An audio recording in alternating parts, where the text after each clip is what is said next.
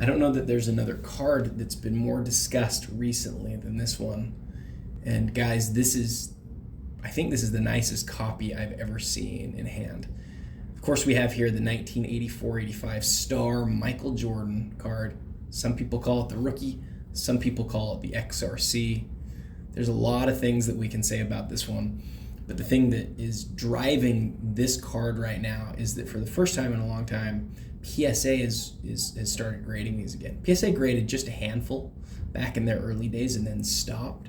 But in the last couple months, they've started grading them again, and people have been looking for opportunities to cross the card to try to get high grade in PSA. This card is fantastic. When you look at these, typically, the side-to-side centering is really off. It's not in this case. This is maybe the nicest centered copy of this card I've ever seen. Now you'll look at it and say, well, up and down, it's not great. That's true. For sure, it's not. Up and down is off.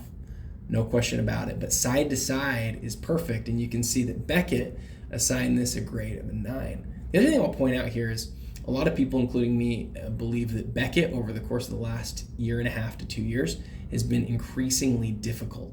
This card was graded not that long ago. There are copies of this that are in the 6s and 7s.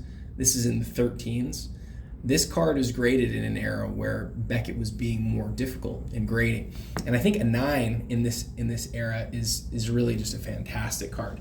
I personally would pick this card up and wouldn't cross it because I really like it in the Beckett case. I like seeing those subs. And again, the subs on this one, 8.5 on corners, 9 on everything else. You can see it's got a little bit of white down here on this corner. There's that tiny bit of white there on that edge. But otherwise, the edges are perfect. And the corners are fine too. Might be a great candidate to cross. But if it was me, I would acquire this one and recognize this one of the very few BGS 9s of one of the most iconic cards in the history of basketball cards. This card is available now via the PWCC Premier Auction.